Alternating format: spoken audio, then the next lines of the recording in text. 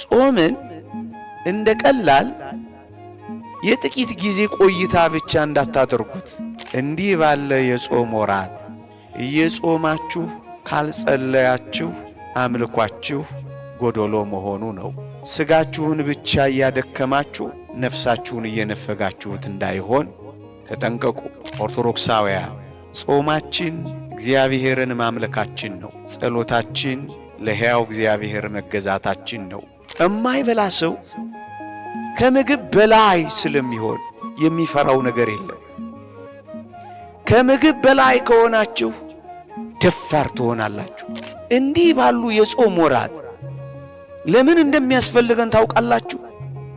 ፍጹም የሆነ የነፍስ የሥጋ የገንዘብ አገልግሎት ላይ ነን ያለነው። አባቶቻችን ሲያስተምሩ ጸሎት ማድረግ ይላሉ ነፍስን ለእግዚአብሔር ማስገዛት ነው ይላሉ። ጾምሳ ተብለው ሲጠየቁ ደግሞ ጾምማ ሥጋን ለሕያው እግዚአብሔር መገበርና ማስገዛት ነው ይላሉ።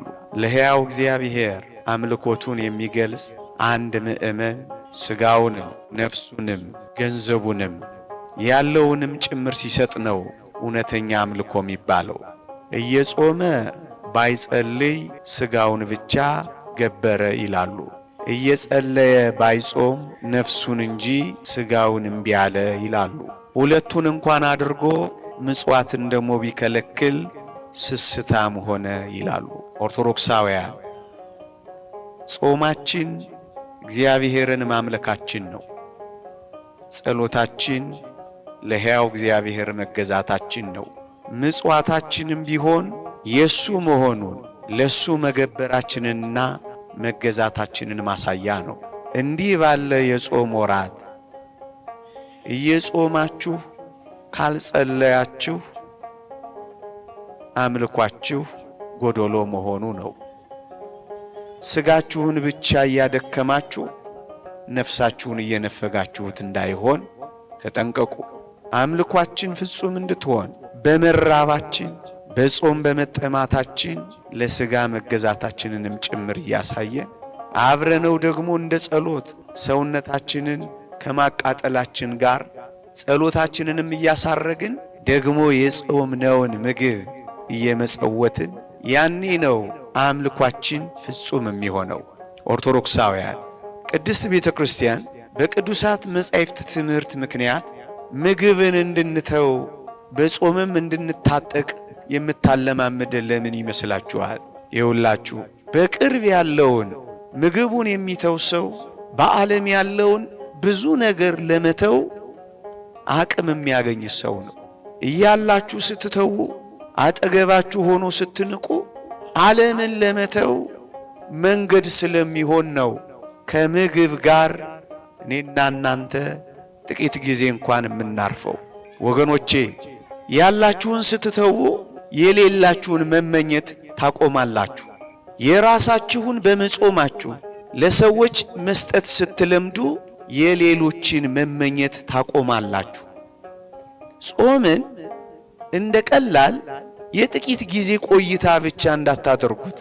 ይልቁንም ምግብን በተዋችሁ ቁጥር መመኘትን፣ ለምግብ መጓጓትን፣ ደግሞም መስገብገብን፣ ደግሞም ለቁሳዊ ነገር ቀስ በቀስ እየተለማመድን እንድንመጣ ነው የጾም አንዱ ጥቅም። ወገኖቼ ጥልቅ የሆነ መንፈሳዊ ጥቅም እንዳለው ተመልከቱማ ወገኖቼ። እዩ እንደውም አባቶቻችን ምን ይላሉ? የሚጾም ሰው ለሰማዕትነት እንኳን በጣም ቅርብ ነው ይላሉ። ምክንያቱም ምግብን፣ መጠጥን፣ ማማርን፣ መጎናጸፍን፣ ሽቶ መቀባትን፣ መኩነስነስን፣ መኮፈስን፣ ኩራትን ደግሞም እንዳጠቃላይ የአይን አምሮትን የልብ ምኞትን ወደ መተው ስለሚደርስ ለሰማዕትነት ቅርብ ነው የሚሆነው። ሰማዕትነት እኮ ይሄን ዓለም መተው ነው። ያማረውን ነገር መናቅ ነው። የሚፈለገውን ነገር መርገጥ ነው።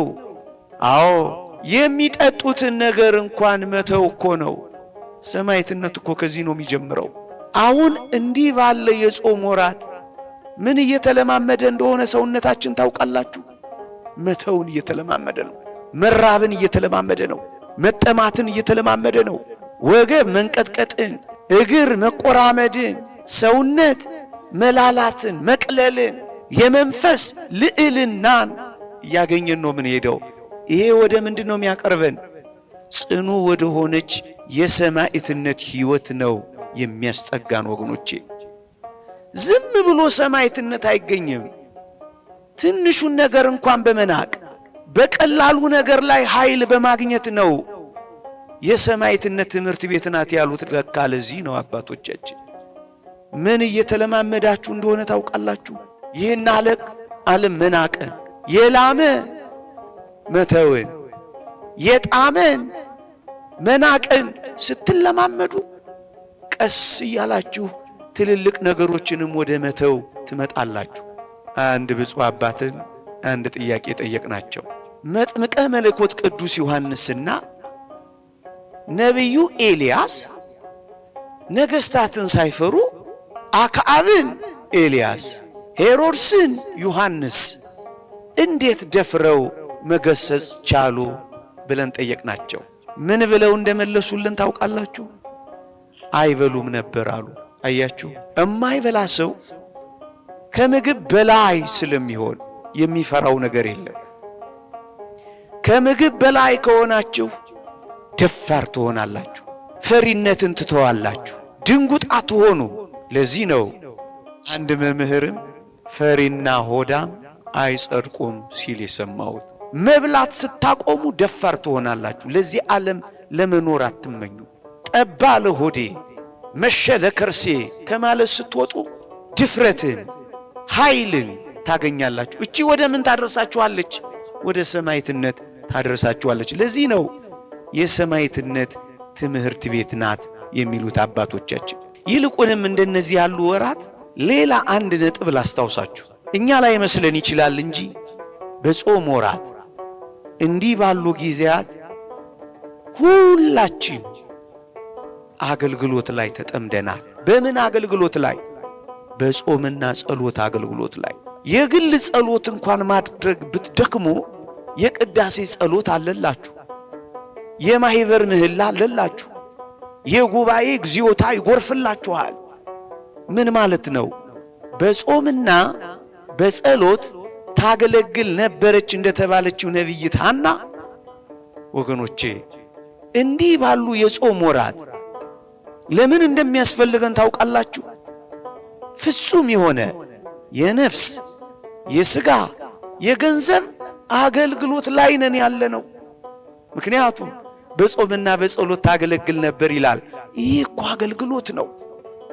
እንደውም ሰውነታችሁ እየተቃጠለ፣ አካላችሁ በረሃብ እየተጨነቀ፣ በጥም እየተቃጠለ የምታደርጉት አገልግሎት ለሕያው እግዚአብሔር መስዋዕት እንደማቅረብ። በኦሪቱ የሚቃጠል መስዋዕት ያቀርቡ እንደነበረ በጥም የሚቃጠል በረሃብ የሚጨነቅ በምስጋና የሚንቀጠቀጥ ልዩ መስዋዕት ወደ ማቅረብ ሕይወት ውስጥ ነው ምንገባው እንዲህ ባሉ የጾም ወራት ወገኖቼ። ሌላስ እነዚህ የጾም ወራት ምንድናቸው ካላችሁኝ ተነግሮ የማያልቅ ጥልቅ መንፈሳዊ ሐሳብ አላቸው። እዩ፣ ትጋሃ ሌሊት የምንማረው መንኖ ጥሪት እንደ አባቶቻችን ገንዘብ ለማድረግ የምንጀምረው ይህን ዓለም የተጋርሎ ሕይወት ውስጥ የምንገባው እንዲህ ካለ የጾም ሕይወት ውስጥ ነው የምንጀምረው ወገኖቼ። እንደ ሰማዕታት ሰይፍ እንደ ሰማዕታት መንኮራኩር ውስጥ እንኳን ባንገባ፣ እቶን እሳት ውስጥ እንኳን ባንጣል፣ ጥቂት በጥቂት በመራብ በመጠማት የሚያስፈልገንን ነገር አጠገባችን እያገኘን አይሆንም ብሎ በመጨከን ተጋድሎን እንለማመዳለን ወገኖች። ይሄን ወቅት ኃጢአትን ለመተው የተጋድሎ መጀመሪያ ወቅት አድርጉት። እንደ ልማድ፣ እንደ አዋጅ፣ እንደ ትእዛዛት ከርሞ እንደሚመጣ የዓመት ልምድ አደራችሁን እንዳትቆጥሩት። እና ምን እናደርገው ካላችሁኝ ጥልቅ ወደ ሆነ ወደ ተጋድሎና ሊያድግ ወደሚችል ዓለምን ወደሚተው ቅድስናን ወደሚጎናጸፍ በሌሊት መትጋትን ሌሎች ያሉንን ነገሮች መተውን እነዚህን የምንለማመድበት የተጋድሎ ናት እናድርገው። እዩ ትላንት የነበራችሁ አንድ የጸሎት ጊዜ ከሆነ ይህንን ጊዜ አንድ ከቻላችሁ ሁለት ከቻላችሁ ሶስት ወይም አላርማችሁን ሞልታችሁ ጌታ ሆይ በመንግስትህ በመጣህ ጊዜ አስበኝ፣ ጌታዬ ኢየሱስ ክርስቶስ ሆይ ማረኝ እያላችሁ እንኳን ሰባቱን የጸሎት ጊዜያት ሕይወታችሁ ለማድረግ በገር የምትለማመዱበት ጊዜ አድርጉት።